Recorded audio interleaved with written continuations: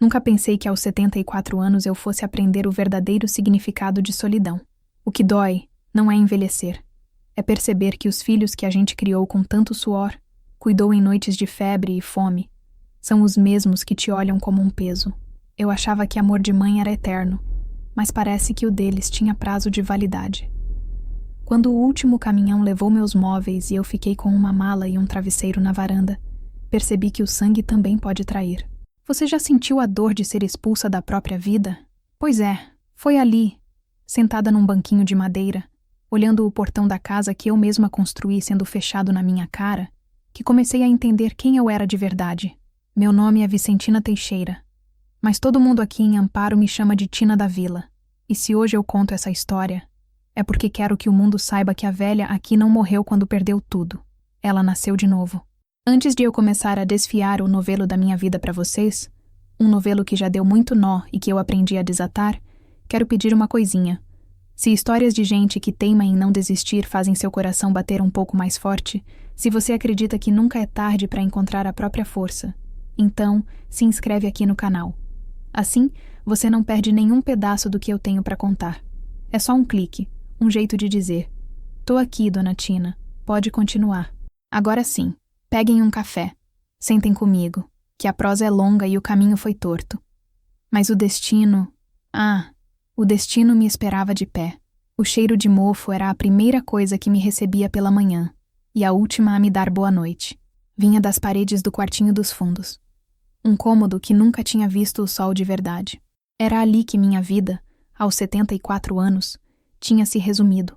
Um colchão fino sobre um estrado de madeira, uma cômoda lascada onde minhas poucas roupas se amontoavam e uma pilha de caixas de papelão num canto, guardando os restos do que um dia foi meu lar. A única janela, alta e pequena, mostrava só um pedaço do muro cinzento do vizinho. Era a minha fortaleza e a minha prisão.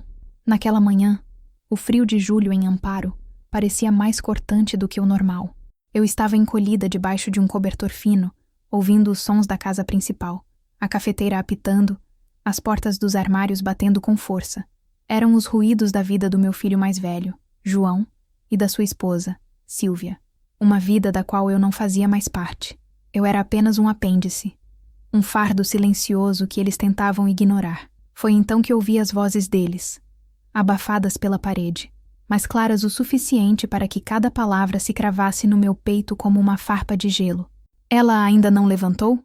perguntou Sílvia, a voz carregada daquele tom impaciente que eu já conhecia tão bem. "Deixa ela, mulher.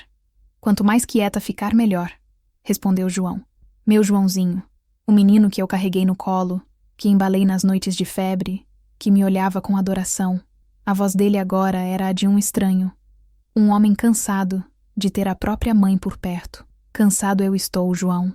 Esse quartinho está ocupando o espaço que eu queria para fazer minha lavanderia nova. E o cheiro...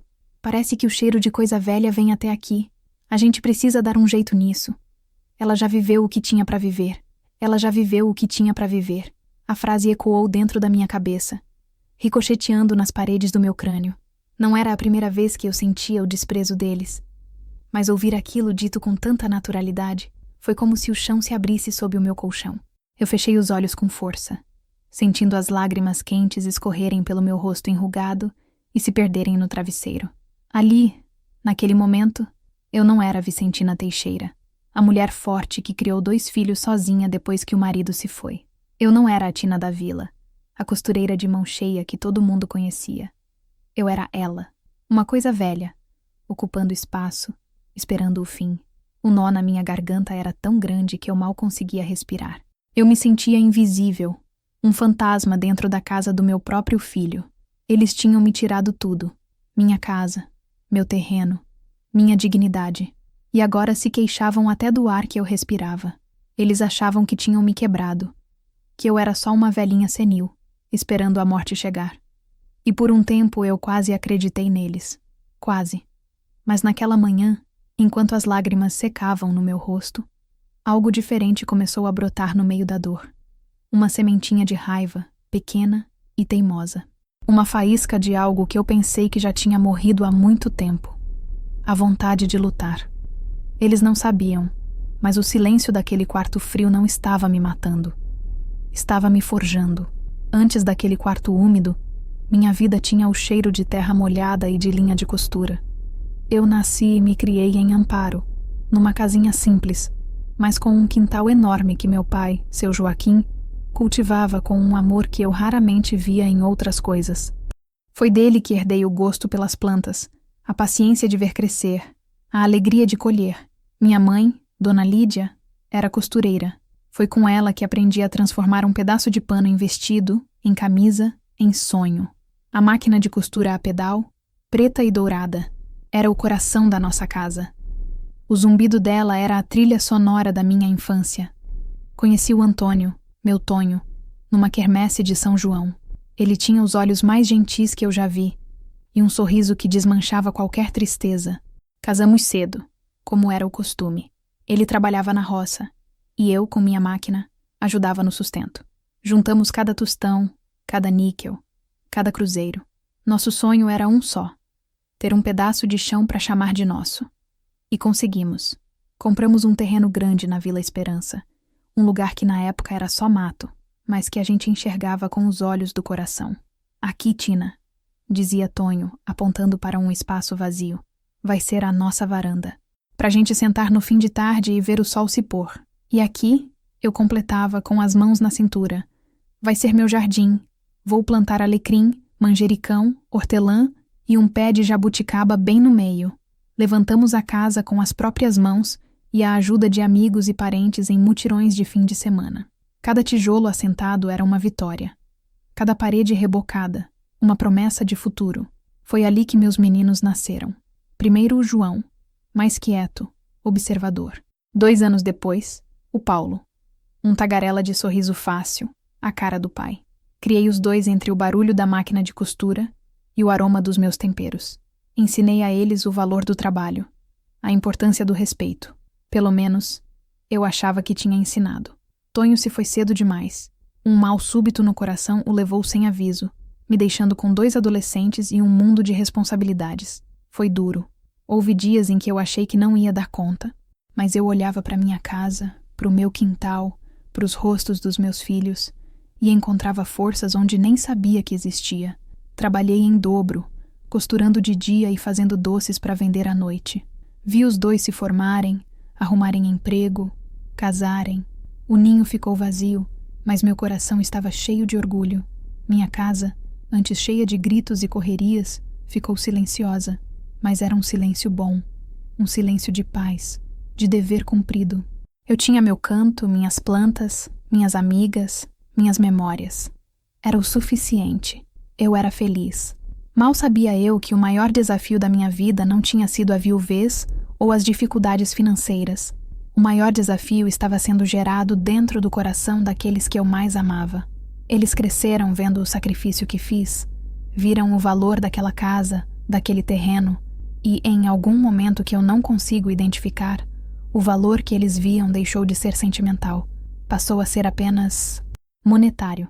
Tudo começou de um jeito manso, quase carinhoso. Foi há uns 2 anos. Paulo, o mais novo, que morava em Campinas e trabalhava com vendas, começou a me visitar com mais frequência. Chegava sempre com um bolo da padaria, um sorriso largo e um abraço apertado. Mãe, a senhora tá bem? Não tá se sentindo sozinha nessa casa tão grande? Ele perguntava, sentando-se à mesa da cozinha enquanto eu passava um café fresco. Que solidão, meu filho. Tenho minhas plantas, minhas costuras, minhas vizinhas.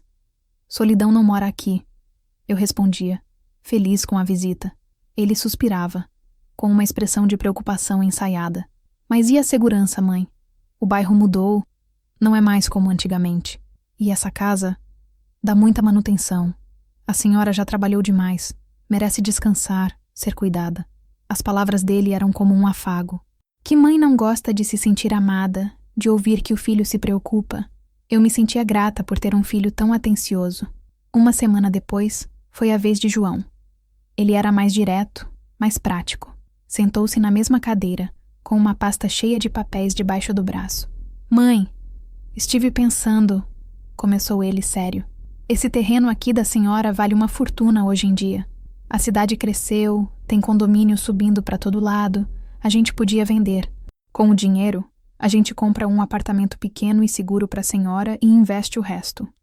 Ia render um bom dinheiro por mês, daria para a senhora viver como uma rainha, sem se preocupar com nada. A ideia me assustou. Vender minha casa? O lugar que eu e Tonho construímos? Mas, meu filho, aqui estão as minhas raízes, minhas memórias. Como eu vou sair daqui? Memórias não pagam conta de médico, mãe. Ele retrucou, um pouco mais ríspido. A gente tem que ser prático. Pensa no futuro. Eles começaram a trabalhar em conjunto. Um fim de semana era Paulo, com sua conversa mansa sobre meu bem-estar. No outro, era João, com seus argumentos lógicos sobre finanças e segurança. Eles eram a dupla perfeita, o policial bom e o policial mau. E eu, no meio, comecei a me sentir confusa, culpada. Será que eu estava sendo egoísta? Apegada demais a um punhado de tijolos?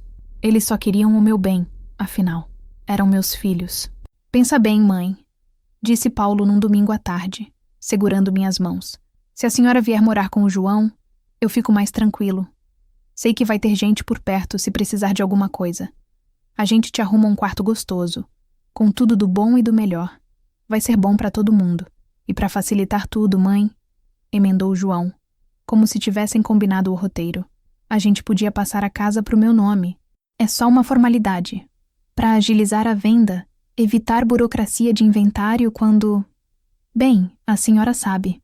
A gente cuida de tudo. A senhora não vai precisar se preocupar com nada. Não se preocupar com nada. A frase soava como música. Eu estava cansada. As costas doíam. As vistas já não eram as mesmas. A ideia de ser cuidada, de não ter mais que me preocupar com goteiras, com o IPTU, com a minha própria velhice, começou a parecer tentadora. Eles eram meus meninos. Eles não me fariam mal. Confiar neles era a coisa mais natural do mundo. Era o que eu tinha feito a vida inteira. A tarde em que tudo se concretizou era quente e abafada, típica de um final de verão. O ar estava pesado, e as cigarras cantavam tão alto no meu pé de jabuticaba que pareciam estar anunciando uma desgraça. João chegou com uma pressa que não lhe era comum, trazendo uma pasta de couro preta. Paulo não veio. Disse que tinha uma reunião de última hora em Campinas, mas que me ligaria mais tarde. Trouxe os papéis do cartório, mãe. É só uma assinatura para a gente começar a resolver as coisas, disse João, espalhando os documentos sobre a minha mesa de jantar. A mesma mesa onde tantas refeições em família haviam sido compartilhadas. Eu olhei para aquela pilha de folhas. As letras eram pequenas, cheias de termos que eu não entendia. Cessão de direitos, escritura pública, outorgante, outorgado. Senti um calafrio, uma pontada de incerteza no fundo da alma. Era um pressentimento, um aviso silencioso que tentei ignorar. Mas, o que é tudo isso, João? É muita coisa. Não dá para ler com calma? Ele soltou um suspiro impaciente, o que me fez encolher. Mãe, pelo amor de Deus, é só a papelada padrão. Eu já li tudo, o advogado já revisou. É para passar a casa pro meu nome, como a gente combinou. Só para agilizar. O dinheiro da venda vai ser todo seu, a senhora sabe disso. Confia em mim ou não? A pergunta dele me atingiu em cheio. Confia em mim ou não? Como eu poderia não confiar? Era meu filho, meu primogênito. Duvidar dele era como duvidar de uma parte de mim mesma. Era trair a memória de tudo que construímos juntos. Claro que confio, meu filho. É que é a minha casa. E vai continuar sendo, de um jeito ou de outro. Ele disse, a voz um pouco mais suave, percebendo minha hesitação. Ele pegou uma caneta e a colocou na minha mão. A mão dele, grande e forte, cobriu a minha, trêmula e enrugada. É pro seu bem, mãe. Pra senhora ter um final de vida tranquilo, sem preocupação. É o mínimo que eu e o Paulo podemos fazer. Olhei para o rosto dele. Busquei nele o menino de olhos curiosos que me fazia 1000 perguntas. Busquei o jovem que me abraçou com força no dia da formatura. Mas o que eu vi foi a face de um homem ansioso, com o olhar focado não em mim, mas nos papéis. Um homem com pressa de terminar aquilo. Ainda assim, eu cedi. A culpa, o cansaço e o desejo de acreditar na bondade dos meus filhos foram mais fortes que o meu instinto. Com a mão guiada pela dele, eu assinei meu nome em todos os lugares que ele apontou. Vicentina Teixeira, uma assinatura que eu treinei tanto para ter, o símbolo da minha identidade. agora estava sendo usada para apagar a minha história. Cada traço da caneta era como um risco sobre uma lembrança. Assinei a venda da varanda do Tonho. Assinei a entrega do meu jardim de temperos. Assinei o fim do meu refúgio. Quando ele terminou, juntou os papéis rapidamente, colocou-os de volta na pasta e deu um beijo rápido na minha testa. Pronto, mãe. A parte mais difícil já passou. Agora é só esperar. Vou começar a procurar um comprador. Ele saiu tão rápido quanto chegou. Fiquei sozinha na minha cozinha, com o cheiro do café que ele nem tocou, e o silêncio pesado que se instalou. As cigarras lá fora pareciam ter emudecido. Naquele momento, eu não senti alívio. Senti um vazio. Um buraco que se abria no peito, frio e escuro. Era o pressentimento se transformando em certeza. Mas uma certeza que minha mente ainda se recusava a aceitar. Não demorou muito. Menos de um mês depois, João apareceu com a notícia. Consegui um comprador, mãe. Um pessoal que quer construir um prédio aqui. Pagaram bem, um valor justo. Agora a gente precisa agilizar a mudança. A palavra mudança soou estranha, estrangeira. Eu sabia que ia acontecer, mas não imaginei que seria tão rápido, tão definitivo. A realidade me atingiu como uma onda gelada. Já? Foi tudo que consegui dizer. Quanto antes, melhor. O dinheiro já vai ser liberado. Ele respondeu, prático, evitando meu olhar. O processo de empacotar minha vida foi a parte mais dolorosa. Silvia, minha nora, veio ajudar. A ajuda dela consistia em andar pela casa com um olhar crítico, decidindo o que era tranqueira e o que poderia talvez ter alguma utilidade. Isso aqui, sogra? Ela perguntou, apontando para a minha máquina de costura a pedal. Essa coisa velha e pesada? Não tem onde pôr isso lá em casa. Melhor vender para um ferro velho. Não! Eu disse com uma firmeza que a surpreendeu. Ela vai comigo. Era da minha mãe. Ela deu de ombros, revirando os olhos. Tudo bem, mas vai ficar no seu quarto.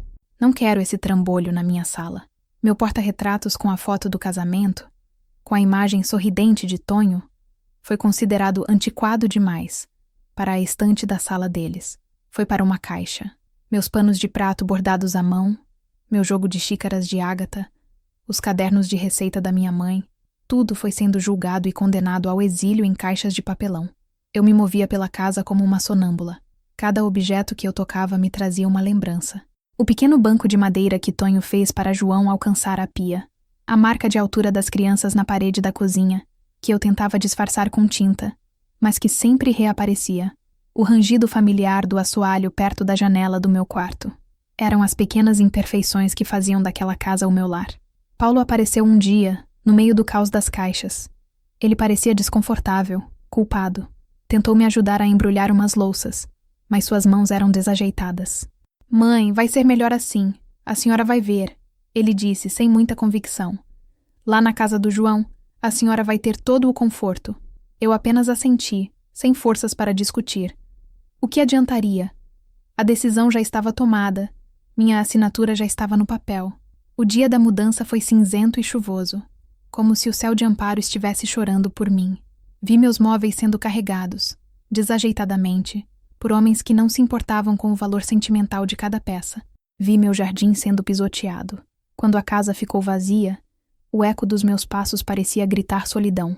Antes de fechar a porta pela última vez, dei uma última olhada. Tentei gravar na memória a luz que entrava pela janela da cozinha, o desenho dos azulejos, o cheiro que era só dela. Foi uma despedida silenciosa e dilacerante. Ao chegar na casa de João, uma construção moderna e fria num condomínio fechado, me levaram direto para o meu quarto gostoso. Era o quartinho dos fundos, que antes servia de depósito.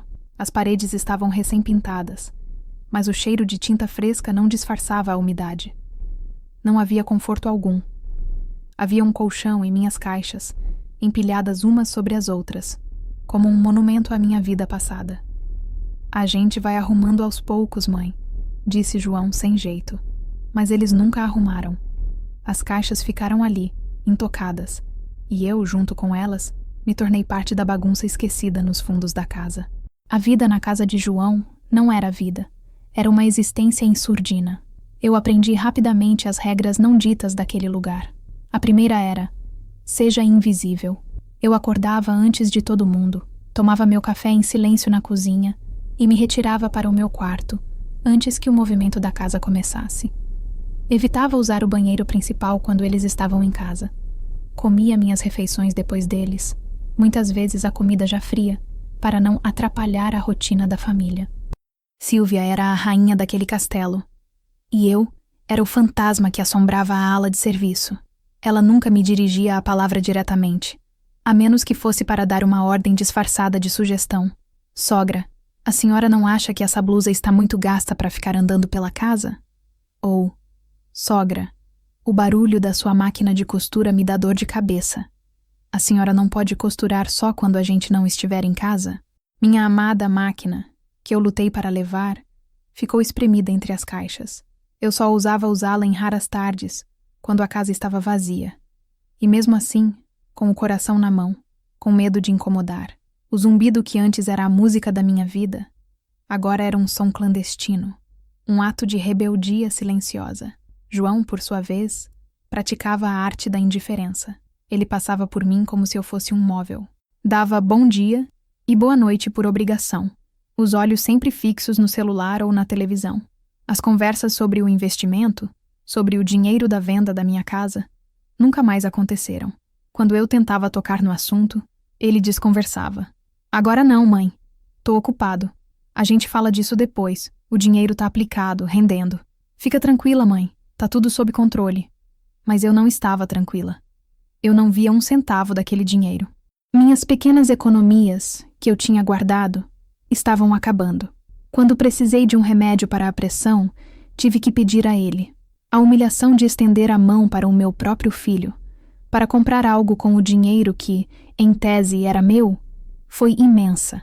Ele me deu o dinheiro, mas o fez com um suspiro de enfado, como se estivesse me fazendo um grande favor.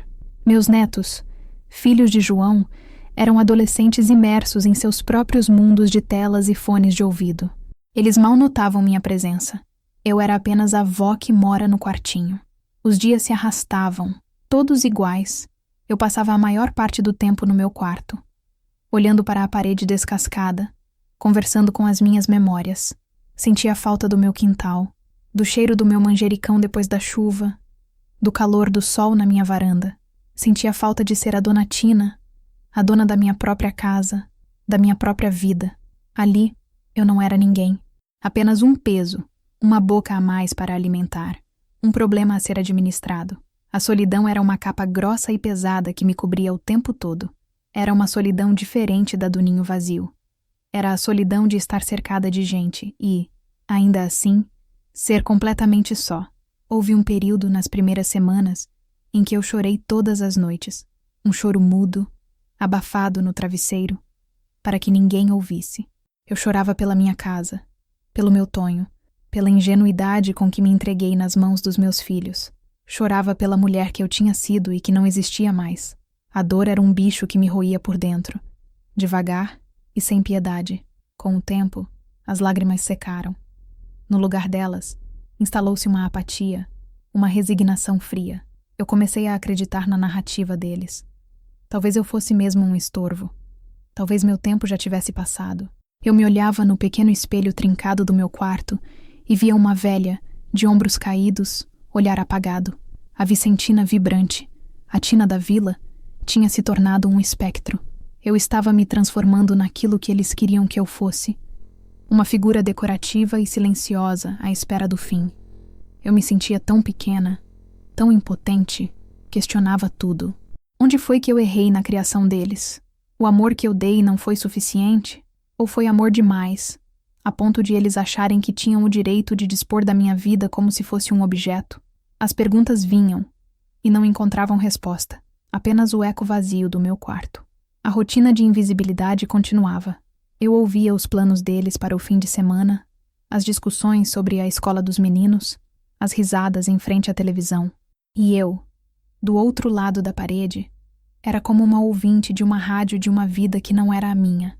Até aquela manhã de julho, aquela manhã em que o frio parecia ter congelado o mundo. Eu estava deitada, paralisada pelo sono e pela tristeza, quando ouvi a conversa deles na cozinha. A voz de Sylvia, cortante como sempre, e a voz de João, meu filho, selando meu destino com uma frase. Ela já viveu o que tinha para viver. Aquelas palavras não me fizeram chorar. Não dessa vez. Elas funcionaram como um raio que acerta uma árvore seca. A princípio, nada acontece. Mas, por dentro, uma chama se acende. A dor daquela frase foi tão aguda, tão profunda, que transbordou. E o que transbordou não foi tristeza. Foi uma fúria gelada, uma clareza assustadora. Naquele instante, deitada na minha cama improvisada, eu entendi tudo. Não era preocupação, não era cuidado. Era ganância, era conveniência. Eles não estavam cuidando de mim, estavam se livrando de mim, me escondendo num canto para que pudessem usufruir do que era meu, sem o incômodo da minha presença. A resignação se quebrou em 1000 pedaços. A apatia se dissolveu. A velha senhora de ombros caídos se endireitou debaixo do cobertor. Eu senti meu sangue, que andava tão lento e frio, começar a esquentar nas minhas veias. Eles achavam que eu estava acabada. Eles me subestimaram. Eles pensaram que, por eu ser velha, eu era fraca. Que por ser mãe, eu perdoaria tudo, aceitaria tudo. Eles se enganaram. Eu já vivi o que tinha para viver? A pergunta ecoava na minha mente, mas agora com um novo tom. Não era uma sentença. Era um desafio. E pela primeira vez em meses, uma resposta começou a se formar dentro de mim. Não, eu ainda não vivi. Não do meu jeito. E vocês vão descobrir isso. A semente de raiva que brotou naquele dia não era uma semente de vingança. Era uma semente de justiça. A semente da minha própria ressurreição. Eu ainda não sabia como, nem quando, mas eu sabia, com uma certeza que me preencheu por inteira, que eu não ia terminar meus dias naquele quarto mofado. A luta estava apenas começando. Passaram-se alguns dias. Eu guardei aquela chama de fúria e determinação bem no fundo do peito, escondida sob a mesma aparência de velhinha resignada. Eu precisava de um plano, de uma luz, mas não tinha ideia de por onde começar. Me sentia presa, vigiada. Sair de casa era um evento raro. Silvia sempre perguntava onde eu ia, com quem, que horas voltava, como se eu fosse uma adolescente. Num sábado de manhã, o sol apareceu, tímido, depois de uma semana de garoa. Eu senti uma vontade imensa de respirar ar puro, de ver gente, de me sentir parte do mundo outra vez. Decidi que iria à feira livre no centro da cidade. Era um dos meus passeios favoritos quando morava na minha casa. Vou à feira, anunciei na cozinha, minha voz um pouco mais firme do que o habitual. Silvia me olhou por cima da xícara de café, surpresa. Na feira? Fazer o quê? A gente já fez as compras da semana. Quero caminhar um pouco, comprar umas laranjas. Faz tempo que não vou. Ela deu de ombros com desdém. Tudo bem, mas não demore. E leve o celular, caso se perca. A ironia era que o celular era um modelo antigo que João me deu e que eu mal sabia usar, mas assenti e saí. O caminho até o ponto de ônibus, o ar fresco no rosto, o barulho da cidade, tudo aquilo me parecia novo, revigorante. Era como se eu estivesse saindo de um longo cativeiro. A feira estava vibrante, como sempre. O barulho dos vendedores apregoando seus produtos. O cheiro de pastel frito misturado com o de frutas frescas. As cores das barracas. Eu andava devagar, absorvendo tudo, sentindo uma nostalgia doer no peito. Lembrei-me de quando trazia os meninos pequenos, cada um segurando uma das minhas mãos, os olhos brilhando para as barracas de doces. Parei em frente a uma barraca de temperos. O cheiro de coentro, de pimenta, de orégano, era o cheiro da minha cozinha, da minha vida. Respirei fundo e, quando me virei, dei de cara com um rosto familiar. Era a dona Dalva, uma antiga vizinha da Vila Esperança, uma mulher da minha idade, de cabelos brancos presos num coque e olhos vivos e inteligentes. «Tina, é você mesma, mulher?» ela disse, abrindo um sorriso largo que mostrava a falta de um dente na frente, o que lhe dava um charme especial. «Dalva! Minha amiga, quanto tempo!» eu respondi, e a alegria de ver um rosto amigo foi tão grande que senti meus olhos marejarem. Nós nos abraçamos ali mesmo, no meio do corredor da feira. Foi um abraço de anos de amizade, um abraço que me reconectou com quem eu era. «Mas por onde você anda, Tina?» «Sumiu. Fui na sua casa umas 2 vezes, e me disseram que você tinha se mudado», ela disse, me segurando pelos braços, me examinando. «É uma longa história, Dalva», eu disse, a voz vacilando. «Então a gente tem tempo. Vem, vamos tomar um caldo de cana. Por minha conta». Sentamos num banquinho de plástico. o copo de caldo de cana gelado suando nas minhas mãos. O barulho da feira ao nosso redor parecia criar uma bolha de privacidade para nós. Dalva tinha essa capacidade de fazer a gente se sentir à vontade. Ela sempre foi muito esperta, muito ligada nas coisas. Durante anos, trabalhou como escrevente num cartório. Entendia de papéis como ninguém. Ela me olhou com atenção. Você não parece bem, Tina. Tá mais magra, com um olhar triste. O que aconteceu? Seus filhos estão bem? A pergunta dela, tão simples e direta, abriu uma comporta dentro de mim. E eu comecei a falar. Falei da solidão, da venda da casa, das promessas não cumpridas. Falei do quartinho dos fundos, da forma como era tratada, da conversa que ouvi na cozinha. As palavras saíam atropeladas, cheias de uma dor que eu tinha guardado por meses. Dalva ouviu tudo em silêncio, sem me interromper, apenas balançando a cabeça de vez em quando, os olhos fixos nos meus. Ela não demonstrava pena, mas sim uma indignação contida, uma solidariedade que me deu forças para continuar. Quando terminei, eu estava exausta, como se tivesse tirado um peso enorme das costas. Ela ficou quieta por um momento, bebericando seu caldo de cana.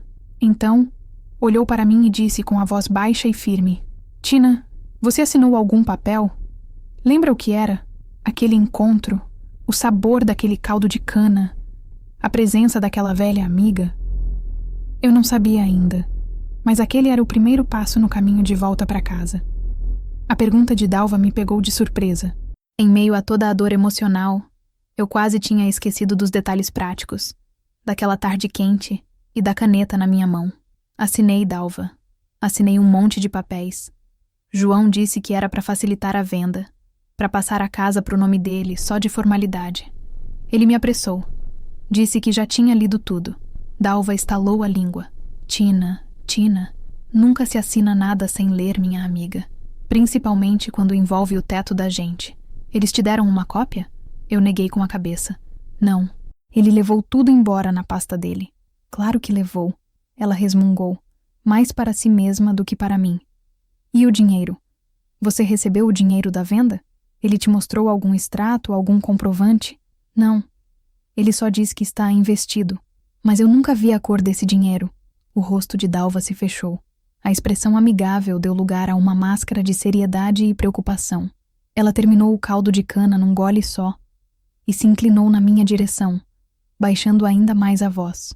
Tina, tem alguma coisa muito errada nessa história. Muito errada mesmo. Filho que ama a mãe não faz isso.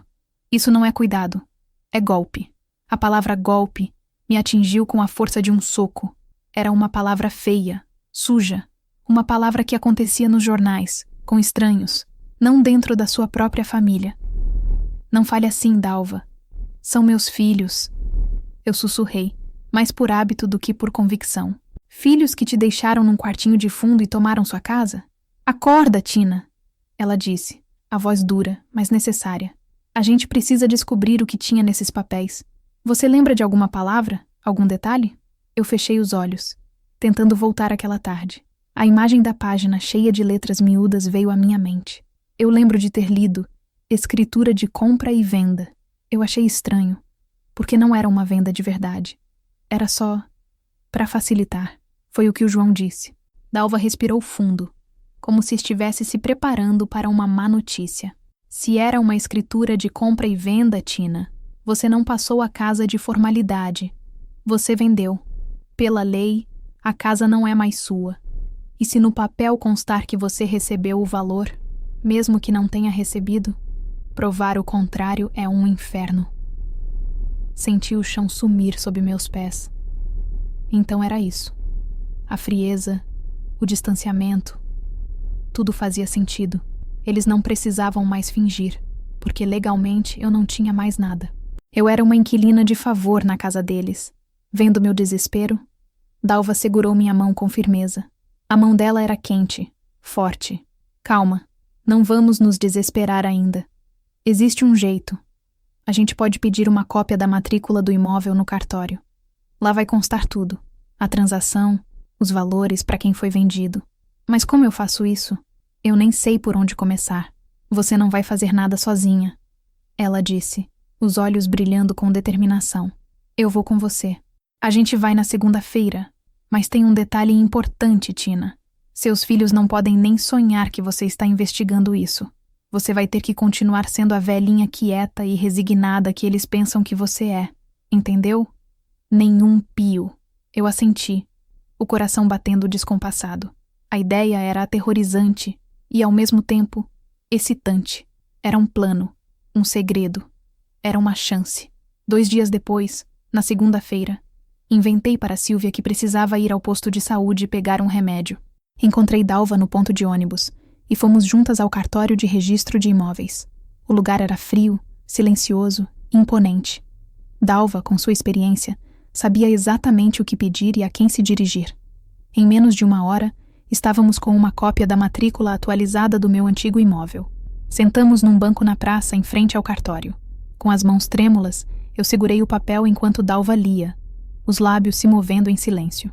De repente, ela parou e apontou para uma parte do documento. Aqui, Tina.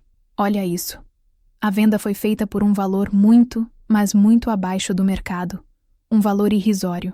E a sua assinatura... Ela franziu a testa, pegou os óculos na bolsa e olhou mais de perto. Essa assinatura não parece a sua. Está tremida, diferente. Ela me entregou o papel. Eu olhei. De fato, parecia meu nome. Mas não era meu traço. Era uma imitação grosseira. Lembrei-me da mão de João sobre a minha, me guiando. Será que... Dalva me olhou, os olhos arregalados de indignação. Ela pegou um recibo qualquer da bolsa, onde eu tinha assinado meu nome anos atrás, e comparou com o documento. As diferenças eram gritantes. Tina, ela disse, a voz saindo num sussurro chocado. Isso aqui é falsificação. Eles falsificaram sua assinatura na escritura principal. O papel que você assinou, guiada por ele, devia ser uma procuração ou outro documento menos importante. Eles te enganaram de um jeito sujo, criminoso. E falsificação. A palavra explodiu na minha mente. Não era só um golpe, era um crime. A dor da traição se misturou com uma nova onda de fúria. A tristeza deu lugar a uma sede de justiça que secou todas as minhas lágrimas. Ali, sentada naquele banco de praça com a prova do crime nas mãos, a velha Vicentina, frágil e assustada, morreu de vez. E em seu lugar, nasceu uma guerreira. E agora, Dalva? O que eu faço com isso? Perguntei, sentindo um misto de pânico e poder. Aquele papel na minha mão era ao mesmo tempo a prova da minha ruína e a chave para a minha libertação. Agora, a gente precisa de um advogado. E eu conheço o cara certo, ela disse, já se levantando do banco, cheia de energia. É meu sobrinho, Felipe. Acabou de se formar. Abriu um escritório pequeno aqui na cidade. É um menino bom, honesto e com uma vontade de comer o mundo com as próprias mãos. Ele não vai ter medo de pegar uma briga grande. Felipe nos recebeu em seu escritório, uma sala modesta em cima de uma farmácia. Ele era jovem, não devia ter nem 30 anos, mas tinha um olhar sério e atento que inspirava confiança. Ele ouviu minha história pacientemente, analisou os documentos que levamos, fez perguntas precisas. Enquanto eu falava, ele não demonstrava pena, mas sim uma indignação profissional, uma raiva contida contra a injustiça. Dona Vicentina, ele disse ao final, depois de um longo silêncio, juntando as pontas dos dedos. O caso da senhora é grave, mas não é impossível.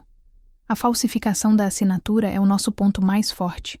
Podemos entrar com uma ação de anulação de negócio jurídico, com pedido de reintegração de posse. Basicamente, vamos pedir ao juiz para anular a venda e devolver a casa para a senhora. A esperança floresceu no meu peito, mas o medo ainda estava lá. Mas, e se eu perder? E se eles descobrirem?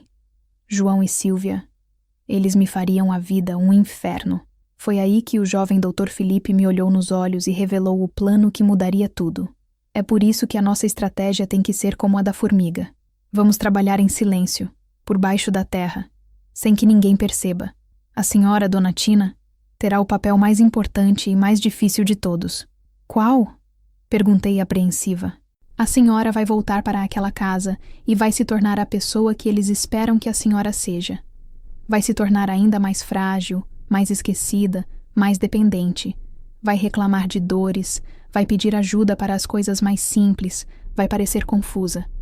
A senhora vai se transformar numa velhinha inofensiva que já aceitou o seu destino. A ideia me chocou. Fingir?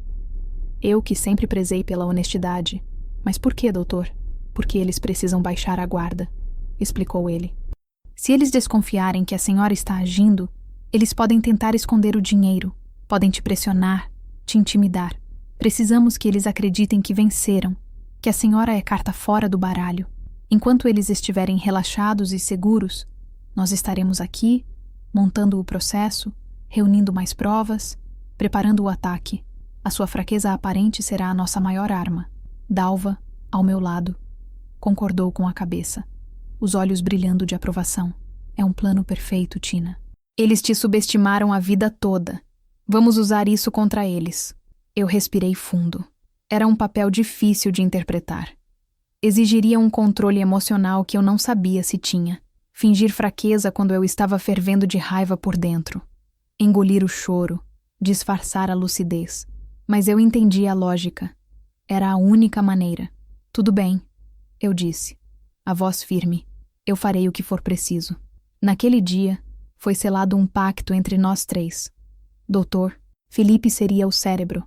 Dalva seria o apoio e a conselheira. E eu seria a atriz principal no palco da minha própria vida. A revelação completa do plano, da estratégia, me deu um novo propósito. Eu não estava mais à deriva. Eu tinha um norte, um objetivo claro. Voltei para casa no fim da tarde. Quando entrei, Silvia estava na sala. Até que enfim, hein, sogra? Pensei que tinha se perdido. Conseguiu o remédio? Eu olhei para ela e, pela primeira vez, não senti medo nem humilhação. Senti como se estivesse olhando para a minha adversária num jogo de xadrez. Respirei fundo. Deixei meus ombros caírem, forcei uma expressão de cansaço e confusão. Consegui, mas demorou tanto. A fila estava enorme e as minhas pernas estão me matando. Acho que vou me deitar um pouco. Você pode me trazer um copo d'água, por favor? Não estou me sentindo muito bem. Ela me olhou com a impaciência de sempre, mas havia um brilho de satisfação em seu olhar. A velhinha estava finalmente quebrando. Tá, sogra, já levo, ela disse, revirando os olhos. Eu me arrastei até o meu quarto. Assim que fechei a porta, permiti-me um pequeno e silencioso sorriso. O espetáculo havia começado. Comecei minha atuação no dia seguinte. Acordei e, em vez de me levantar silenciosamente, soltei um gemido alto, como se cada osso do meu corpo doesse. Demorei o dobro do tempo para sair do quarto, caminhando a passos lentos e arrastados, apoiando-me nas paredes. Na cozinha, derrubei uma xícara no chão. O barulho fez Silvia aparecer na porta, com uma expressão furiosa. Pelo amor de Deus, sogra, não consegue nem segurar uma xícara direito? Antes, eu teria pedido 1000 desculpas, me sentindo um lixo. Mas lembrando do meu papel, olhei para ela com os olhos marejados e uma expressão de confusão. Oh, minha filha, me desculpe. Minhas mãos, elas estão tão trêmulas hoje. Eu não sei o que está acontecendo comigo, eu disse, a voz fraca e vacilante. A raiva no rosto dela diminuiu, sendo substituída por um suspiro de exasperação. Deixa que eu limpo. É melhor a senhora sentar antes que quebre mais alguma coisa. Eu me sentei à mesa, parecendo desolada, mas por dentro, uma pequena chama de vitória se acendeu. Funcionou. A pena deles era a minha nova armadura. Os dias que se seguiram foram um exercício constante de autocontrole. Eu esquecia onde tinha guardado meus óculos. Pedia para eles lerem as bulas dos meus remédios porque minhas vistas estavam muito fracas. Pedia ajuda para calçar os sapatos. Reclamava de tonturas. Quando João chegava do trabalho, eu o recebia com uma ladainha de dores e esquecimentos. João, meu filho, você viu o meu terço? Eu tinha certeza que deixei aqui na cômoda. João, a televisão está muito alta. Minha cabeça está doendo. João, você pode me ajudar a abrir esse pote de geleia? Não tenho mais força nas mãos. Era humilhante. Cada ato de fraqueza forçada era uma facada no meu orgulho. Eu, que sempre fui tão independente, agora me via interpretando o papel de uma inválida. Mas cada vez que via a pena nos olhos deles, misturada com um certo alívio por me verem tão inofensiva, eu sabia que estava no caminho certo. Eles começaram a me tratar com uma espécie de condescendência carinhosa. Em vez de desprezo aberto, agora era um coitadinha da mamãe. Está ficando caduca. Trocavam olhares por cima da minha cabeça. Cochichavam quando achavam que eu não estava ouvindo. Ela está piorando rápido, ouvi Silvia dizer a João uma noite. Acho que logo, logo ela vai precisar de cuidados em tempo integral. O pensamento me gelou, mas eu mantive a compostura. O mais difícil era disfarçar a lucidez. Minha mente estava mais afiada do que nunca. Eu observava tudo. Os horários em que saíam e chegavam, onde guardavam os documentos, as conversas que tinham ao telefone. Eu era uma espiã na minha própria vida, coletando informações enquanto representava minha peça. Numa tarde, enquanto eu estava descansando no meu quarto, ouvi João falando ao telefone no corredor. A porta estava entreaberta. Não, Paulo, fica tranquilo. Ela nem desconfia de nada. Acha que o dinheiro está rendendo numa aplicação? A coitada mal lembra o que comeu no almoço. Está completamente fora de si. A gente só precisa ter paciência mais um pouco. O importante é que a casa já foi vendida e o dinheiro está seguro. O comprador já vai começar a demolição em breve. A palavra demolição me atingiu com força. Eles iam destruir a minha casa. O lugar que eu e Tonho construímos. A raiva subiu pela minha garganta, quente e amarga. Tive que morder meu lábio com força para não gritar, para não sair daquele quarto e desmascará-lo ali mesmo. Respirei fundo, contei até 10 e me concentrei no plano. A casa ainda estava de pé, e se dependesse de mim, ela continuaria assim. A paciência não era só deles. A minha era maior. Enquanto eu interpretava meu papel em casa, Dr. Felipe trabalhava incansavelmente no escritório. Ele me ligava de um telefone público perto da casa de Dalva para não deixar rastros. As instruções eram claras. Precisávamos de mais provas. Provas de que eu sempre fui a única responsável pela casa, de que eu tinha uma vida ativa e lúcida antes de tudo acontecer. Dona Tina, a gente precisa de qualquer coisa que mostre que a senhora cuidava do imóvel. Contas antigas em seu nome, recibos de material de construção, qualquer coisa. E também testemunhas. Pessoas que possam atestar que a senhora sempre foi perfeitamente capaz, explicou ele numa dessas ligações. Isso se tornou minha nova missão secreta. O desafio era acessar minhas caixas de papelão sem levantar suspeitas. Elas estavam empilhadas no canto do meu quarto, e mexer nelas seria um ato incomum para uma velhinha esquecida. Esperei a oportunidade perfeita. Numa sexta-feira à noite, João e Silvia saíram para jantar com amigos. Os netos estavam trancados em seus quartos, imersos em seus mundos virtuais. A casa estava silenciosa. Era a minha chance. Com o coração batendo forte, tranquei a porta do meu quarto. Aproximei-me da pilha de caixas, que mais pareciam lápides da minha vida passada. Comecei pela de cima, abrindo-a com cuidado para não fazer barulho. O cheiro de papel velho e de naftalina invadiu o ar. Dentro, meus álbuns de fotografia. Passei as páginas rapidamente. Meu coração se apertando a cada foto do Tonho, dos meninos pequenos. Não era hora para nostalgia. Na segunda caixa, encontrei o que procurava.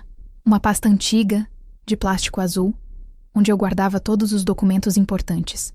Lá dentro, amarelados pelo tempo, estavam os recibos da compra de cimento, de areia, de tijolos, de quando construímos a casa. Recibos de reformas que fiz ao longo dos anos, do encanador, do eletricista. E o mais importante, os carnês de IPTU, todos em meu nome, pagos em dia, ano após ano. Era a prova material de que aquela casa era minha, mantida com o meu suor. Coloquei os documentos mais importantes numa sacola plástica e a escondi debaixo do meu colchão. Sentia-me como uma criminosa, mas a adrenalina me dava forças. A segunda parte da missão era mais delicada. As testemunhas. Eu não podia simplesmente ligar para minhas amigas. Precisava de uma desculpa plausível para encontrá-las. Foi Dalva quem me deu a ideia. Diga que você quer ir à missa das 7 na igreja matriz. É a missa que a maioria das nossas amigas vai. Silvia não vai se opor a isso. E lá, a gente conversa com quem precisar. Ela me instruiu. Assim, no domingo seguinte, vesti meu melhor vestido, um floral um pouco desbotado, e anunciei que iria à igreja. Sozinha, sogra? A senhora tem certeza? Perguntou Silvia desconfiada. Dalva vai me encontrar na porta. E eu preciso rezar, minha filha. Pedir a Deus um pouco de alívio para as minhas dores. A desculpa religiosa foi irrefutável. Na igreja, Encontrei Dalva. E após a missa, sentamos num banco do lado de fora, onde outras senhoras, nossas amigas de uma vida inteira, se juntaram a nós. Dona Marisa, que foi minha vizinha por 40 anos. Seu Benedito, dono da venda da esquina. Eu não contei a história toda. Apenas disse que estava passando por dificuldades e que talvez precisasse que eles confirmassem ao Dr. Felipe que eu sempre fui uma mulher honesta e lúcida. Mas é claro, Tina, disse Dona Marisa, segurando minha mão. Você sempre foi a mulher mais ajuizada que eu conheci. Nunca dependeu de ninguém para nada. Seus filhos eram sua vida, mas você nunca deixou de cuidar das suas coisas, completou seu Benedito. Todo mundo na vila sabe disso. O apoio deles me emocionou. Eu não estava sozinha. Tinha uma pequena rede de pessoas que conheciam a minha verdade. Naquela noite, deitada na minha cama, com os recibos amarelados escondidos debaixo de mim, eu não me sentia mais como uma vítima. Eu me sentia como uma general preparando seu exército. Um exército de velhinhos de bom coração e com boa memória. O processo de reunir provas continuava, silencioso e metódico. Numa tarde de terça-feira, eu estava no meu quarto, aproveitando que a casa estava vazia, para organizar os documentos que tinha separado. Eu os havia colocado numa caixa de sapatos velha, que escondia no fundo do meu guarda-roupa, debaixo de umas mantas. Eu estava com a caixa sobre a cama, revendo cada papel, quando ouvi o barulho do portão da garagem. Gelei. Silvia tinha voltado mais cedo do que o esperado. O pânico tomou conta de mim. Tentei enfiar a caixa de volta no guarda-roupa, mas minhas mãos tremiam tanto que a derrubei no chão. Os papéis se espalharam pelo piso de cerâmica.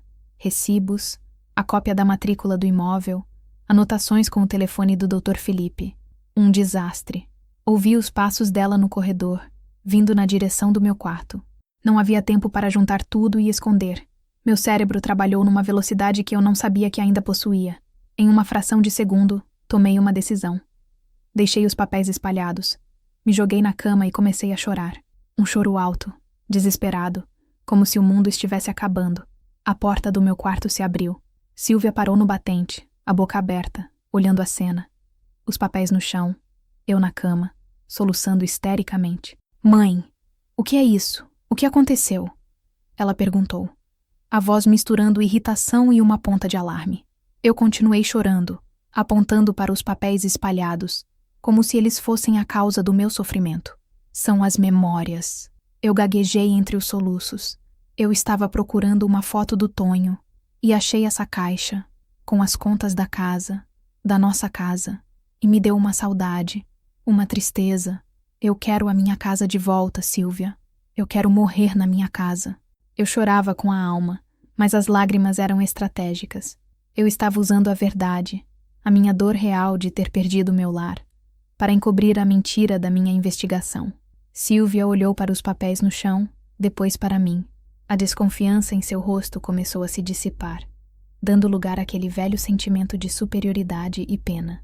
Ela viu apenas uma velha senil, perdida em suas memórias, tendo um colapso sentimental. Não viu os documentos como provas, mas como relíquias inúteis de um passado que já não existia. Ela suspirou. O suspiro de quem está lidando com uma criança birrenta. Ah, sogra, pelo amor de Deus, pare de chorar por causa desses papéis velhos. A casa já foi vendida. Não tem mais volta. A senhora precisa aceitar. Ela se abaixou, juntou os papéis de qualquer jeito, sem olhar o conteúdo de nenhum deles, e os enfiou de volta na caixa de sapatos. Toma, ela disse, colocando a caixa sobre a minha cômoda. Agora chega desse drama.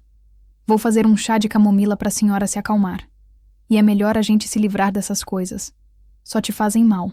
Ela saiu do quarto, me deixando sozinha com meu coração que parecia querer sair pela boca.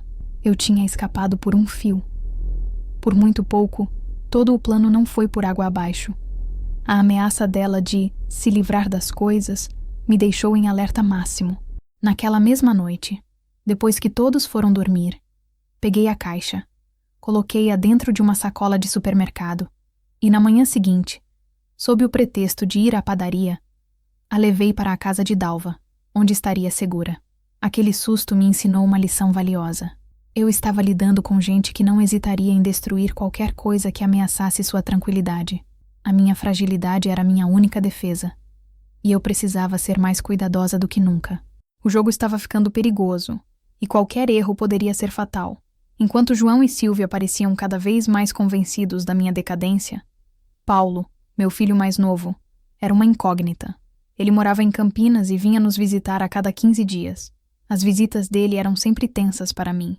Se João era o executor frio, Paulo era o cúmplice atormentado. Ele sempre evitava meu olhar. Trazia presentes, uma caixa de bombons, uma loção perfumada, como se tentasse comprar o meu perdão, ou talvez aliviar a própria consciência. Ele perguntava como eu estava, mas não esperava a resposta de verdade. A culpa estava estampada no rosto dele, na maneira como suas mãos nunca ficavam paradas, na forma como seu sorriso nunca alcançava os olhos. Num domingo à tarde, João e a família tinham saído. Fiquei sozinha em casa com Paulo, que tinha vindo para o almoço. Estávamos na sala, a televisão ligada num programa qualquer. O silêncio entre nós era pesado, quase palpável.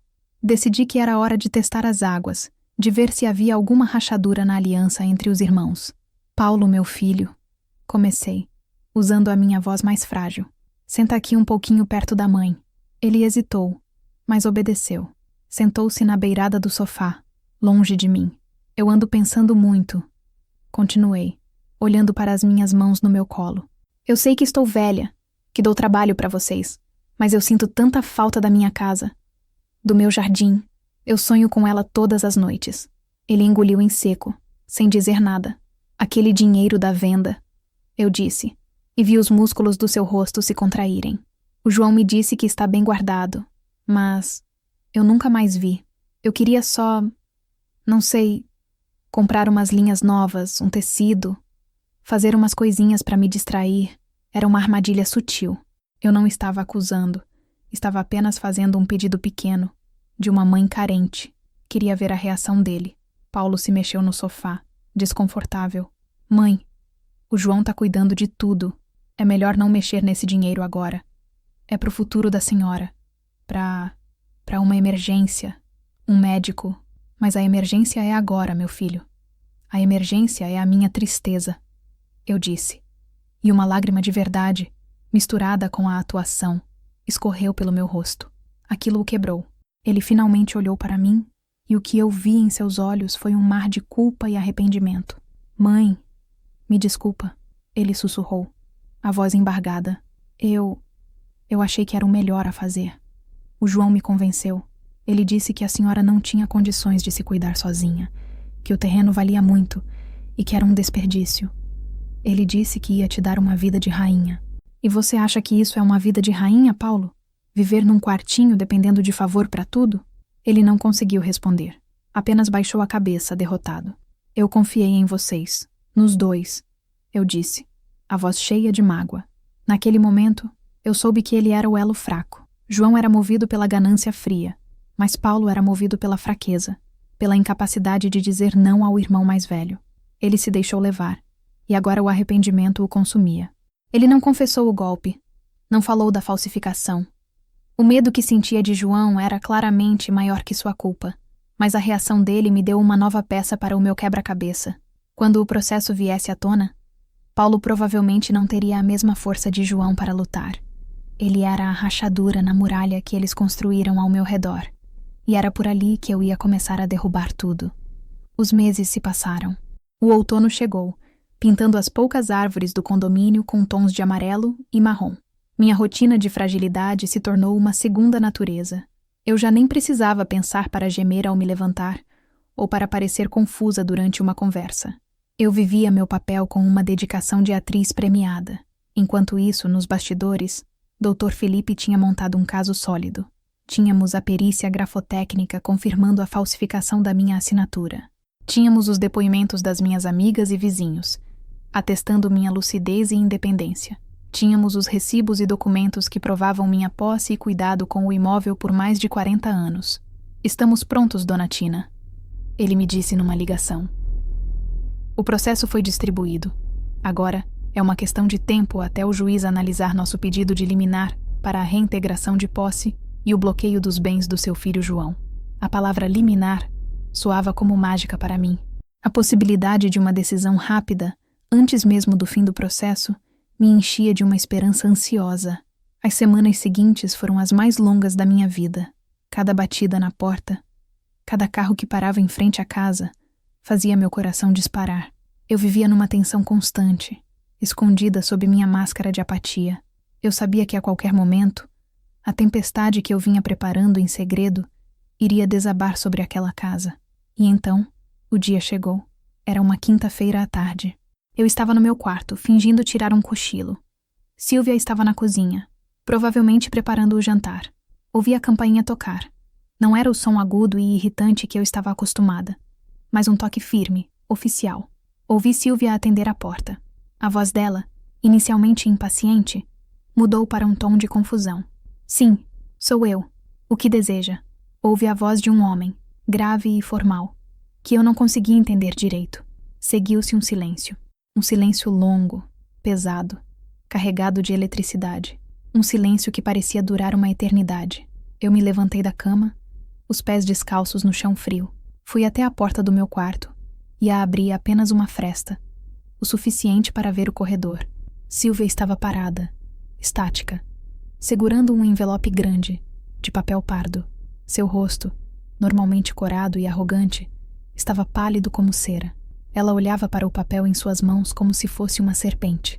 O homem, um oficial de justiça, já tinha se virado e estava indo embora. Ela fechou a porta devagar, mecanicamente. Permaneceu ali, de costas para mim, por um longo tempo. Então, ela se virou e seus olhos encontraram os meus, através da fresta da porta. Naquele olhar, eu vi tudo. O choque, a incredulidade, a raiva e, pela primeira vez, o medo. Um medo genuíno, profundo. Ela entendeu, naquele exato momento, que a velhinha senil do quartinho dos fundos não era nada do que parecia. Ela entendeu que o jogo tinha virado. Ela não disse uma palavra. Apenas caminhou, como um autômato, até o telefone, o mandado judicial amassado em sua mão. Eu ouvi o som dos dedos dela discando um número, com uma fúria trêmula. João, é melhor você vir para casa. Agora. Eu fechei a porta do meu quarto, suavemente. Recostei-me nela, o coração batendo forte, mas não de medo, de triunfo. A primeira peça do dominó havia caído. A hora que se seguiu a chegada do oficial de justiça foi a mais estranha que vivi naquela casa. O silêncio que se instalou não era o de paz, mas o de uma bomba-relógio prestes a explodir. Sylvia se trancou no quarto dela e de João. Eu não ouvia choro, nem gritos, apenas o silêncio. O que era ainda mais assustador. Eu permaneci no meu quarto, sentada na beirada da cama. A adrenalina que me inundou quando vi o rosto de Sylvia deu lugar a uma calma fria. Era a calmaria que antecede a tempestade. Eu tinha feito a minha parte. Tinha plantado a semente, regado com paciência. E agora era a hora da colheita. E eu sabia que a colheita seria violenta. Minha mente viajou no tempo. Lembrei-me de João pequeno, caindo de bicicleta e correndo para o meu colo, o joelho ralado sangrando. Lembrei-me do orgulho que senti no dia em que ele se formou na faculdade de administração, o primeiro da nossa família com diploma universitário. Como aquele menino se transformou neste homem? Um homem capaz de enganar a própria mãe, de roubar o que era dela? A dor da traição voltou, mas agora era diferente. Não era mais a dor paralisante da vítima. Era uma dor resignada. A dor de quem entende que as pessoas mudam, que o amor pode se corromper, que a vida nem sempre segue o roteiro que a gente escreve para ela. Eu não sentia ódio de João. Sentia uma tristeza profunda, uma decepção do tamanho do mundo. Ele não tinha enganado apenas a mim. Tinha enganado a si mesmo, trocando o amor de uma mãe por um punhado de dinheiro que, agora, estava prestes a escorrer por entre seus dedos. Ouvi o barulho do carro de João chegando, freando bruscamente na garagem. A porta da frente se abriu com um estrondo. E então, os gritos começaram. "O que é isso, Sylvia? Que palhaçada é essa?" A voz de João, alta e cheia de uma fúria nervosa. "Palhaçada? Leia você mesmo. Um oficial de justiça esteve aqui. Sua mãe. Foi a sua mãe. Ela entrou na justiça contra você." A voz de Sylvia era um guincho agudo de histeria. "Minha mãe? Impossível. Ela mal sabe o próprio nome. Ela não faria isso." "Ah, não faria? Pois ela fez, João. Ela fez. Aquela velha sonsa. Fingindo o tempo todo. E você, seu idiota, caiu como um pato." Os insultos voavam pela casa. Eu permaneci no meu quarto, de porta fechada. Não era a minha briga, era a briga deles, com as consequências dos próprios atos. Eu era apenas a causa, o estopim. A explosão era toda deles. A porta do meu quarto se abriu com um solavanco. João estava parado ali, o rosto vermelho de raiva, o mandado judicial tremendo em sua mão. "O que a senhora fez?" Ele rosnou, a voz baixa e ameaçadora. Eu o encarei. Pela primeira vez em 2 anos. Eu o olhei nos olhos sem medo, sem fingimento. Deixei que ele visse a Vicentina de verdade. A mulher que o criou, a mulher que ele traiu e a mulher que agora o estava enfrentando. Não levantei a voz, não gritei. Apenas disse, com toda a calma que consegui reunir: "Eu fiz o que qualquer mãe faria, meu filho. Eu fui buscar o que é meu." A simplicidade da minha resposta pareceu desarmá-lo mais do que qualquer acusação. Ele me olhou, atônito, como se estivesse vendo um fantasma. O fantasma da mãe que ele achava que tinha enterrado. A tempestade havia chegado. E eu estava pronta, de pé, no olho do furacão. O olhar de João passou da raiva para a mais pura incredulidade. Era como se a máscara de velhinha senil tivesse caído, revelando um rosto que ele não reconhecia, ou talvez que ele tinha se esforçado muito para esquecer. "Como? Quem te ajudou?" Ele perguntou, a voz falhando. A arrogância tinha sumido, dando lugar a um desespero crescente. Eu permaneci em silêncio. Não lhe devia explicações. Meus aliados eram meus. Meu plano era meu. O silêncio, naquele momento, era mais poderoso que qualquer palavra. Foi Sílvia quem entrou no quarto, empurrando-o para o lado. O rosto dela estava manchado de rímel, os olhos injetados de fúria. Não adianta perguntar para essa atriz. Ela nos enganou o tempo todo, João, fingindo ser uma coitadinha. E nós com pena, dando comida, um teto. "Um teto?" Eu finalmente respondi, minha voz saindo fria como gelo. "Você chama este depósito úmido de teto? A comida que eu comia fria depois de vocês? Isso não era pena, Sílvia. Era conveniência. Vocês me queriam quieta e fora do caminho para poderem gastar o meu dinheiro em paz." A verdade dita em voz alta teve o efeito de um tapa. Sílvia recuou, sem palavras. João, por sua vez, parecia ter envelhecido 10 anos em 10 minutos. Ele se sentou na minha cama, a mesma cama que simbolizava minha humilhação, e enterrou o rosto nas mãos. "Acabou", ele murmurou. "O juiz bloqueou as contas, todas elas. O dinheiro da venda, o nosso dinheiro, tudo. Não posso movimentar 1 centavo. O dinheiro da minha casa, eu o corrigi, sem um pingo de compaixão." A casa mergulhou num caos de acusações mútuas. João culpava Sílvia pela pressão. Sílvia culpava João pela incompetência. Eles gritavam um com o outro, expondo todas as feridas e ressentimentos do casamento. E eu, no meio de tudo, era uma espectadora silenciosa do desmoronamento do castelo de areia que eles construíram sobre a minha infelicidade. O telefone tocou. Era Paulo. João atendeu no viva voz, e a voz do meu filho mais novo era de puro pânico. "João, o que está acontecendo? Um oficial de justiça esteve aqui no meu trabalho. Me entregou uma intimação. O que a mamãe fez?" "Ela sabe, Paulo. Ela sabe de tudo", respondeu João, a voz vazia. Do outro lado da linha, ouvi um som de choro. O choro de um homem fraco, encurralado. "Eu te avisei, João. Eu te disse que isso era errado. Eu te disse que uma hora ela ia descobrir. Agora é tarde para isso, Paulo. Tarde demais", gritou João, desligando o telefone na cara do irmão. A noite foi longa. Ninguém dormiu. Eu ouvia os passos de João andando de um lado para o outro na sala, como um animal enjaulado. Ouvi o choro contido de Sílvia. Eles estavam provando do próprio veneno. A insônia, a ansiedade, o medo do futuro. Na manhã seguinte, a casa parecia um campo de batalha após a guerra. Silêncio, desolação e destroços emocionais por toda parte. João saiu cedo, sem dizer nada. Sílvia permaneceu trancada no quarto. Por volta do meio-dia, Dr. Felipe me ligou no celular simples que eu mantinha escondido. "Dona Tina, bom dia. O advogado do seu filho João me ligou. Eles querem propor um acordo." "Acordo?" perguntei surpresa. "Sim.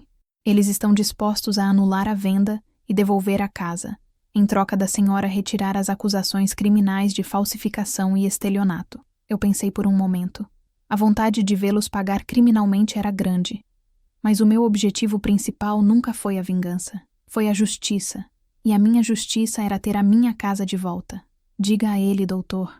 Eu respondi, com o coração em paz, que eu aceito, mas com uma condição. Eu quero a chave da minha casa na minha mão até o fim da semana. E quero que eles paguem por cada dia que me fizeram viver neste lugar. O clímax não foi um grande confronto judicial. Foi a rendição silenciosa deles. A constatação de que haviam perdido. A vitória não foi barulhenta. Foi o som suave da minha dignidade sendo restaurada. 3 dias depois, um sábado pela manhã, João bateu na porta do meu quarto. Ele não me olhou nos olhos. Apenas estendeu a mão. Nela estava um molho de chaves. As chaves da minha casa. O caminhão da mudança chega em 1 hora, ele disse, a voz monótona, sem emoção. Para levar as suas coisas, eu peguei as chaves. O metal frio na minha mão parecia a coisa mais valiosa do mundo. Empacotar minhas coisas para a volta foi completamente diferente. Não havia pressa. Não havia julgamento. Eu mesma abri cada caixa, redescobrindo meus tesouros. Meu porta-retratos com Tonho. Meus panos de prato. Meus livros de receita. Cada objeto era uma peça de mim que eu estava resgatando. Silvia não apareceu para ajudar. Ela ficou trancada no quarto o tempo todo. Meu neto mais velho passou pelo corredor e me olhou com uma expressão confusa. Uma mistura de curiosidade e talvez um pingo de vergonha. Eu lhe dei um sorriso triste. Ele não tinha culpa de nada. Paulo não apareceu. Mais tarde, fiquei sabendo por Dalva que ele tinha ido para a casa da sogra em outra cidade. Tinha sumido, envergonhado demais para encarar qualquer um de nós. Quando o caminhão chegou, os mesmos homens que levaram minhas coisas com descaso agora as tratavam com um cuidado renovado. Eu supervisionei tudo, de pé, ereta. A mulher frágil tinha desaparecido para sempre. Quando a última caixa foi colocada no caminhão, eu andei pela casa de João uma última vez. Olhei para o quartinho dos fundos, agora vazio. Aquele lugar, que tinha sido minha prisão, agora era apenas um cômodo vazio. Não tinha mais poder sobre mim. Peguei minha bolsa, onde estava minha máquina de costura portátil, a única coisa que eu não deixei que encaixotassem, e fui em direção à porta da frente. João estava na sala, sentado no sofá, olhando para o nada. Parei na frente dele. Ele finalmente levantou a cabeça e me olhou. Havia lágrimas nos olhos dele. Mãe, me perdoa, ele sussurrou. Eu o olhei por um longo tempo. O perdão é uma coisa complicada. Não é um interruptor que a gente liga e desliga. Eu te perdoo, meu filho, eu disse. E era verdade. O rancor só iria me envenenar. Mas perdoar não é esquecer. O que você e seu irmão fizeram quebrou uma coisa dentro de mim que talvez nunca mais consiga ser consertada. A confiança. E isso vocês vão ter que aprender a viver sem. Virei as costas e saí. Não olhei para trás. O trajeto até a minha antiga rua foi o mais feliz que fiz em anos. Quando o caminhão parou em frente à minha casa, meu coração deu um salto. Ela estava lá, um pouco empoeirada. O jardim um pouco maltratado. Mas era ela. Minha casa. Meu castelo. Coloquei a chave na fechadura. O som dela girando foi a música mais bonita que eu já ouvi. Empurrei a porta e entrei. O cheiro. Era o cheiro de casa. Uma mistura de madeira antiga, de terra do quintal e de mim, das minhas memórias. Fechei os olhos e respirei fundo. O ar da minha liberdade. Os homens da mudança descarregaram tudo. Quando terminaram e foram embora, eu estava sozinha, no meio da minha sala vazia, cercada pelas minhas caixas. Não senti desespero. Senti uma energia, uma vontade de recomeçar.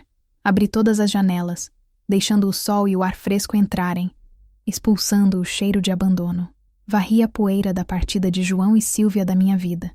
E comecei, caixa por caixa, a colocar minha vida e a mim mesma de volta no lugar. Os primeiros dias de volta em casa foram de um trabalho delicioso. Desempacotar, limpar, organizar. Cada xícara que eu colocava no armário, cada livro na estante, era um ato de reconquista. Coloquei o porta-retratos de Tonho de volta na estante da sala. Tirei minha velha máquina de costura a pedal da capa e a posicionei no seu lugar de honra, perto da janela. O zumbido dela, quando comecei a pedalar, Soou como um hino de vitória. Meu primeiro grande projeto foi o jardim. Estava abandonado, o mato tinha crescido, mas as minhas plantas mais teimosas, o alecrim, a arruda, o pé de jabuticaba, tinham resistido. Passei dias capinando, adubando, plantando novas mudas. Minhas mãos, que andavam tão trêmulas na casa de João, agora estavam firmes, cheias de terra. Eu estava plantando vida de novo, não só no jardim, mas dentro de mim. A notícia da minha volta e da minha história se espalhou pela vizinhança como fogo em palha seca. As pessoas vinham me visitar, trazer um bolo, um abraço, uma palavra de apoio. Dona Marisa, seu Benedito, minhas amigas da igreja. Eu não era mais apenas a Tina da vila. Agora eu ouvia cochichos quando passava. É a Dona Tina, aquela que botou os filhos no lugar. E para minha surpresa, as pessoas começaram a me chamar de Dona Tina da Coragem. O apelido me fez rir, mas também me fez pensar. Eu nunca me vi como corajosa. Eu só tinha feito o que precisava ser feito para sobreviver. Mas talvez a coragem seja exatamente isso. Fazer o que é preciso, mesmo quando se está morrendo de medo. Com meu jardim florescendo, cheio de manjericão, sálvia, hortelã e outros temperos, tive uma ideia. Comecei a fazer pequenos pacotinhos de temperos frescos e secos, amarrados com uma fita bonita. No sábado seguinte, montei uma mesinha improvisada na feira, a mesma feira onde tudo começou. Temperos da Dona Tina da Coragem, dizia a plaquinha que pintei à mão. No começo, as pessoas compravam por solidariedade, mas logo elas voltavam pela qualidade. Meu tempero era bom, cultivado com amor. O pequeno negócio começou a prosperar. Com o dinheiro que ganhava, eu não só pagava minhas contas, como também me permitia pequenos luxos.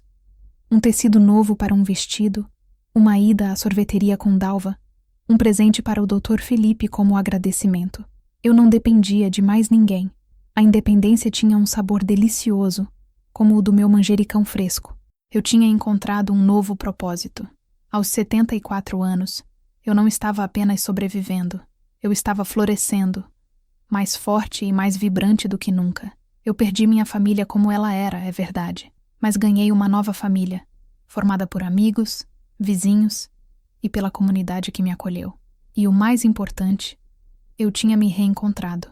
A mulher forte, a costureira, a jardineira, a empreendedora, a mulher que sempre esteve ali, mas que tinha se deixado apagar.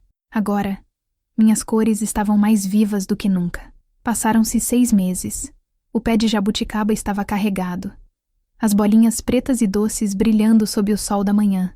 Eu estava sentada na minha varanda. A varanda que Tonho sonhou, tomando meu café e olhando para o meu jardim. A paz que eu sentia era algo que dinheiro nenhum no mundo poderia comprar. Meus filhos tentaram se reaproximar. Aos poucos. Paulo foi o primeiro. Apareceu num domingo, de cabeça baixa, com uma cesta de frutas nas mãos. Pediu perdão, chorou. Disse que a vergonha quase o consumiu. Eu o convidei para entrar, servi um café. Conversamos. Eu o perdoei, de coração. Vi nele o arrependimento genuíno de um homem fraco que aprendeu uma dura lição. Ele vem me ver de vez em quando. Nossa relação é diferente, mais honesta. Ele não me vê mais como uma obrigação, mas como uma mulher que ele respeita. João demorou mais. A ferida dele era o orgulho. Ele e Silvia se separaram. A crise financeira e a vergonha pública destruíram o que restava do casamento deles. Ele me ligou um dia, a voz cansada. Pediu para me ver. Ele sentou aqui, nesta mesma cadeira onde estou agora. Não chorou, mas em seus olhos eu vi a derrota, o arrependimento. Ele me contou que perdeu o emprego, que estava morando num apartamento alugado. Ele não pediu perdão com palavras, mas seu olhar pedia. O que eu fiz não tem desculpa, mãe, ele disse. Eu me perdi na ambição. Achei que dinheiro era mais importante que tudo. Eu apenas assenti. Dinheiro a gente ganha, João. Confiança, uma vez perdida, é muito difícil de recuperar, mas você ainda é meu filho. E eu espero que você encontre o seu caminho de volta. Ele também vem me visitar às vezes. Nossas conversas são curtas, um pouco desconfortáveis. A ferida ainda está cicatrizando. Talvez um dia a cicatriz pare de doer. Talvez não, mas eu escolhi o perdão. Não por eles, mas por mim. O rancor é uma âncora, e eu decidi que queria navegar livre. Hoje, minha vida é simples e é minha. Acordo com o sol, cuido das minhas plantas, costuro para as amigas, vendo meus temperos na feira. Tenho o suficiente. Tenho paz. Tenho a mim mesma. Eu aprendi que ser velha não é uma sentença de inutilidade, que amor de mãe não pode ser um cheque em branco para o desrespeito. E que, às vezes, a gente precisa perder tudo para descobrir que a única coisa que realmente importa, a nossa força interior, nunca pode ser tirada de nós. Eles acharam que me deixaram sem nada, mas, na verdade, me deram a chance de encontrar a maior riqueza de todas, a minha própria coragem. E essa, minha gente, é a minha história, ou pelo menos o pedaço dela que me fez renascer. Se você chegou até aqui comigo, se sentou nesta varanda imaginária e ouviu meu relato, meu coração se enche de gratidão. Histórias como a minha acontecem todos os dias, em silêncio, atrás de portas fechadas. Contá-las é um jeito de acender uma luz. Se a minha jornada te tocou de alguma forma, te deu uma fagulha de esperança ou de força, considere se inscrever e compartilhar. Assim, mais gente pode saber que nunca é tarde demais para pegar a chave da própria vida e abrir a porta para um novo começo. Muito obrigada por me ouvirem. Fiquem em paz.